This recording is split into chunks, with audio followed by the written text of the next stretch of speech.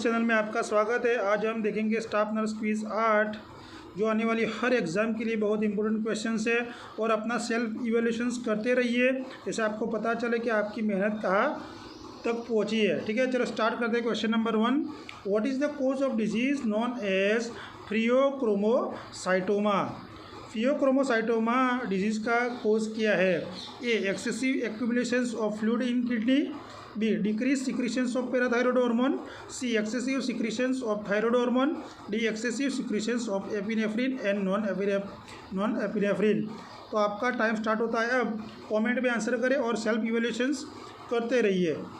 ठीक है, तो सही आंसर है आंसर डी। ठीक है, उसका डिस्क्रिप्शन हम देख लेते हैं फियोक्रोमोसाइटोमा का। फियोक्रोमोसाइटोमा क्या है कि ये एड्रीनलिन ग्लैंड के अंदर का एड्रीनलिन ग्लैंड के अंदर क्या होता है? एड्रीनलिन ग्लैंड के अंदर वो ट्यूमर हो जाती है, जो हार्मोन सिक्रेटरिंग ट्यूमर हो जाती है एड्रीनल ग्लैंड के ऊपर। ठीक है, उसको हम क्या कहते हैं? फियोक्रोमोसाइटोमा। जनरली ये 20 to 50 ईयर के एज में देखने को मिलती है। और उसका मेन क्या होता है? सिम्टम्स जो होते हैं वो हेडेक देखने को मिलता है, एपिसोडिक हेडेक देखने को मिलता है। ठीक है, स्वेटिंग देखने को मिलता है, क्या स्वेटिंग देखने को मिलता है, और टेकिकार्डिया देखने को मिलता है। टेकिकार्डिया, ये तीनों क्लासिकल ट्रायड है फियोक्रोमोसाइटोमा के। और उसके साथ साथ पैरोक्सिमस हाइपरटेंशन भी देखने को मिलता है। चलो ठीक है, आगे देखते हैं। The guidelines for the clinical diagnosis of acute rheumatic fever was suggested by। acute rheumatic fever की गाइडलाइंस किसने दी थी डायग्नोसिस की? A, Leinster. B, Michael Smith. C, doctor T Duckett Jones. D, Robert Koch. तो आपका time start होता है अब। आंसर कीजिए और वीडियो अच्छा लगे तो लाइक कीजिए। तो सही आंसर है सी, डॉक्टर टी डकेट जोन्स। अब रूमेटिक फीवर के बारे में हम जान लेते हैं कि रूमेटिक फीवर है क्या। तो रूमेटिक फीवर क्या है? इन्फ्लामेटरी डिजीज़ है। क्या है? इन्फ्लामेटरी डिजीज़ है। इन्फ्लामेटरी डिजीज़ की कंडीशन है। उसकी वजह से क्या होता है? स्ट्रेप थ्रोट देखने को मिलता है। क्या? स्ट्रेप थ्रोट देखने को मिलता है और स्कारलेट फीवर दोनों दिखने को मिलता है। यदि ये ट्रीट न किया जाए तो ये दोनों कंडीशंस देखने को मिलती है। और rheumatic fever generally 5 to 15 year child के अंदर देखने को मिलता है। ठीक है, और उसके साइन सिम्टम्स की हम चर्चा करें तो रूमेटिक फीवर में क्या क्या होता है? देखो, सिम्टम्स में फीवर देखने को मिलता है, पेनफुल जॉइंट्स देखने को मिलते हैं। ठीक है, खास करके नी, एंकल और एल्बो में ये पेनफुल जॉइंट्स होते हैं। रेड हॉट स्वेलन जॉइंट्स देखने को मिलते हैं। चेस्ट पेन, फटीग और हार्ट मर्मर भी देखने को मिलता है। ठीक है, हार्ट मर्मर भी देखने को। और ये इन्फेक्शंस किस बैक्टीरिया की वजह से होता है? तो लिख लेना, स्ट्रेप्टोकोकस बैक्टीरिया की वजह से ये दिखने को मिलता है। ठीक है, तो आगे चलते हैं हम। Inborn error of metabolism are the following except. के निम्न में से मेटाबॉलिज्म्स इनबोर्न मेटाबॉलिज्म वाला कौन सा डिजीज़ नहीं है? A, Turner syndromes. B, phenylketonuria. D, Tay Sachs disease. D, cystic fibrosis. तो आपका टाइम स्टार्ट होता है। अब आंसर कीजिए और हम उसका डिस्क्रिप्शन भी देखते हैं आंसर के बाद। तो सही आंसर है A, Turner syndromes. Inborn metabolism disease नहीं है। चलो उसका डिस्क्रिप्शन हम देख लेते हैं। ठीक है, तो डिस्क्रिप्शंस में पहले हम देखेंगे, क्या देखेंगे? टर्नर सिंड्रोम के बारे में देखेंगे। टर्नर सिंड्रोम में होता क्या है कि एक क्रोमोसोमल डिसऑर्डर है। क्या लिख लो? क्रोमोसोमल डिसऑर्डर है। क्रोमोसोमल डिसऑर्डर है। उसमें क्या होता है? फीमेल 1X क्रोमोसोम के साथ जन्म होता है। ठीक है, क्रोमोसोमल डिसऑर्डर है। हो गया क्लियर? और उसके अलावा हम उसमें क्या देखते हैं कि टर्नर सिंड्रोम में क्या क्या देखने को मिलता है? साइन सिम्टम्स में लिख लो कि शॉर्ट नेक देखने को मिलती है। खास क्या? Short neck with web appearance देखने को मिलता है। लो हेयरलाइन बैक और नेक के पर हेयरलाइन देखने को मिलती है। लो सेट ईयर देखने को मिलता है, खास करके लो सेट ईयर देखने को मिलता है। हैंड एंड फीट स्वेलन देखने को मिलता है। जन्म समय वो पफी दिखते हैं, ठीक है। और सॉफ्ट नेल देखने को मिलते हैं टर्नर सिंड्रोम में, ठीक है। अब फिनाइलकीटोनुरिया की बात कर लेते हैं। जो सेकंड ऑप्शन था हमारा फिनाइलकीटोनुरिया, तो फिनाइलकीटोनुरिया क्या है? फिनाइलकीटोनुरिया के अंदर फिनाइल एलेनिन की जो एमिनो एसिड होता है, कौन सा? फिनाइल, लिख लेता हूँ मैं, फिनाइल एलेनिन, जो फिनाइलकीटोनुरिया में जो एमिनो एसिड होता है उसका क्या होता है? डेफिशिएंट होने की वजह से ये फिनाइलकीटोनुरिया देखने को मिलता है, ठीक है। इसको हम PKU नाम से भी जानते हैं। और फिनाइलकीटोनुरिया अंदर क्या होता है? फिनाइल एलेनिन हाइड्रोक्सिलेस जीन्स की चेंज की वजह से ये फिनाइलकीटोनुरिया देखने को हमें मिलता है, ठीक है। थर्ड ऑप्शन था हमारा टाई-सेट डिजीज़। ये क्या है? ये इनहेरिटेड डिसऑर्डर है, टाई-सेक्स डिजीज़। ये क्या है? इनहेरिटेड डिसऑर्डर है। उसमें क्या होता है?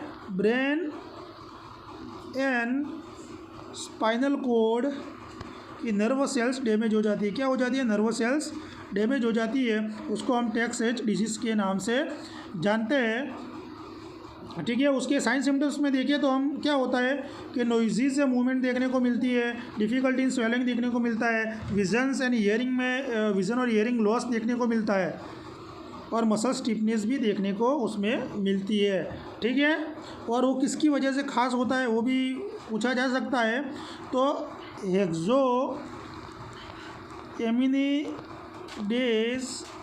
हेक्सोएमिनिडेज ए एंजाइम की म्यूटेशन की वजह से देखने को मिलता है, म्यूटेशन की वजह से देखने को हमें मिलता है, ठीक है। और फोर्थ ऑप्शन था हमारा सिस्टिक फाइब्रोसिस। तो सिस्टिक फाइब्रोसिस क्या है? सिस्टिक फाइब्रोसिस में क्या होता है कि म्यूकस को इफेक्ट करता है। किसको है? म्यूकस को अफेक्ट करता है। वो म्यूकस प्रोड्यूस करता है जो स्वेट और डाइजेस्टिव जूस में अफेक्ट ये खास करके करता है। रिप्रोडक्टिव डाइजेस्टिव सिस्टम में भी ये इफेक्ट करता है, ठीक है। और म्यूकस कैसा हो जाता है कि म्यूकस ठीक हो जाता है, स्टिकी फ्लूइड और थिक देखने को एबनॉर्मली देखने को मिलता है, ठीक है। चलो हम आगे देखते हैं अब। Failure to pass meconium within first 36 hour of life, abdominal distensions, poor feeding and empty return are the finding of A Hirschsprung disease, appendicitis, peritonitis, कैडी माल एब्सॉर्प्शंस। तो आपका टाइम स्टार्ट होता है अब। आंसर कीजिए comment में, और उसका भी हम डिस्क्रिप्शंस देख लेते हैं। तो आपका सही आंसर क्या है? ये हर्ट्सबर्ग डिजीज हम बोलते हैं। और उसमें मेन साइन सिम्टम्स क्या होता है? चलो आगे देख लेते हैं। उसका मेन साइन सिम्टम्स क्या होता है? कॉन्स्टिपेशन। क्या होता है? कॉन्स्टिपेशन उसका मेन साइन सिम्टम्स साइन देखने को मिलता है। उसमें क्या होता है कि जो कोलोन होता है, कोलोन के अंदर नर्व सेल्स मिसिंग होते हैं। क्या होता है? नर्व सेल्स मिसिंग की वजह से ये देखने को मिलता है। कौन सा कोलोन? लार्ज कोलोन, ठीक है, जिसकी वजह से स्टूल पास करने में डिफ़िकल्टी होती है, ठीक है। और न्यूबॉर्न में खास 48 आवर्स तक ये देखने को मिलता है। चलो सेकंड क्वेश्चन था सेकंड ऑप्शन था एपेंडिसाइटिस। तो एपेंडिसाइटिस के साइन पूछते हैं खास, तो उसमें एक मैकबर्नी पॉइंट याद रखना है, बहुत IMP है। कौन कौन से देखने को मिलते हैं? मैकबर्नी साइन देखने को मिलता है, ठीक है। वो कहाँ देखने को मिलता है? एक्यूट एपेंडिसाइटिस में देखने को मिलता है। और हम 2/3 इमेजिनरी लाइन अम्बिलिकस और इलियक क्रेस्ट से बीच में ये इमेजिनरी लाइन ड्रॉ करें, वहाँ देखने को हमें मिलता है। उसके अलावा फिजिकल एग्जामिनेशन के दरमियान हमें रीबाउंड टेंडरनेस, ये भी पूछा हुआ सवाल है, रीबाउंड टेंडरनेस देखने को मिलता है। रोजिंग साइन देखने को मिलता है, सोआ साइन देखने को मिलता है, सोआ साइन, और ऑब्चुरेटेड साइन देखने को मिलता है। क्या? ये साइन सारे एपेंडिसाइटिस में हमें देखने को मिलते हैं, ठीक है। चलो आगे देखते हैं। The most serious complications of uh major tranquilizers, major tranquilizer के मोस्ट सीरियस कॉम्प्लिकेशन कौन सा है? Parkinsonian symptoms, photosensitivity, A granulocyte, hypotensions. तो आपका टाइम स्टार्ट हो चुका है। जब आप कमेंट में करें और अपना सेल्फ इवोल्यूशंस खुद करें। तो राइट आंसर है सी, ए ग्रेन्युलोसाइटोसिस। ठीक है, चलो हम देखते हैं पार्किंसंस डिजीज़ क्या है। तो पार्किंसन डिजीज़ क्या है? तो Parkinson disease central nervous system का डिसऑर्डर, किसका? सेंट्रल नर्वस सिस्टम CNS का डिसऑर्डर है, और वो मूवमेंट को अफेक्ट करता है। किसको? मूवमेंट को अफेक्ट करता है। ठीक है, तो उसके सिम्टम्स देख ले हम। सिम्टम्स में क्या क्या देखने को मिलता है? मेन सिम्टम ट्रेमर का देखने को मिलता है पार्किंसंस में। हैंड, आर्म एंड लेग पे ट्रेमर्स देखने को मिलता है। मसल स्टिफनेस देखने को मिलता है, मसल्स स्टिफनेस देखने को मिलता है, और स्लो मूवमेंट देखने को मिलता है। खास उसमें इम्पेयर बैलेंस देखने को हमें मिलता है। ये याद रखना, सभी सिम्टम्स बहुत ही IMP है। ठीक है, और ए ग्रेन्युलोसाइट हम किसको बोलते हैं? ए ग्रेन्युलोसाइट ऐसी कंडीशंस है जिसमें न्यूट्रोफिल काउंट, कौन से काउंट? न्यूट्रोफिल काउंट 100 से कम हो जाते हैं पर माइक्रोलीटर ब्लड में 100 से कम हो जाते हैं। उसको हम क्या कहते हैं? ए ग्रेन्युलोसाइट्स कहते हैं। इसकी वजह से क्या होता है? कम हो जाने की वजह से बॉडी में इन्फेक्शंस होने का चांस सीवियर रहता है, हाई रिस्क रहता है। ठीक है, चलो आगे देखते हैं।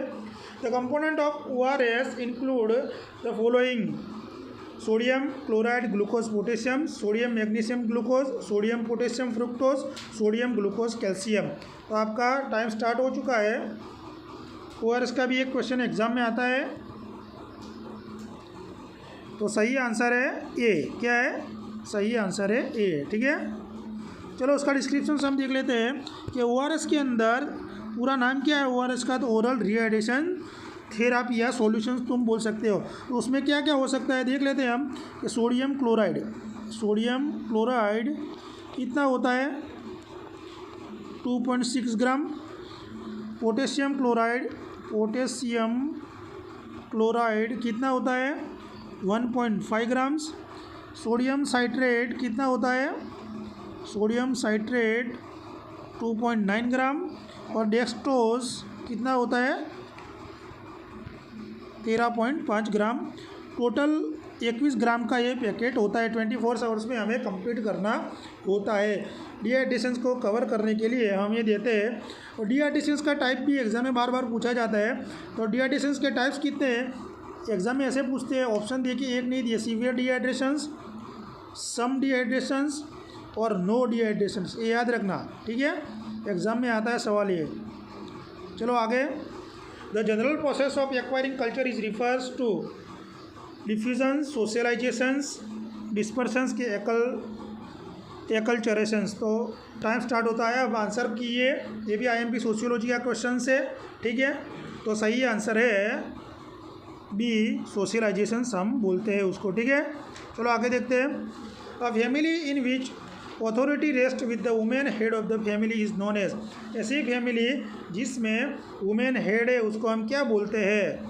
A, patriarchal family, matriarchal family, matrilocal family, D, extended family. तो आपका टाइम स्टार्ट हो चुका है।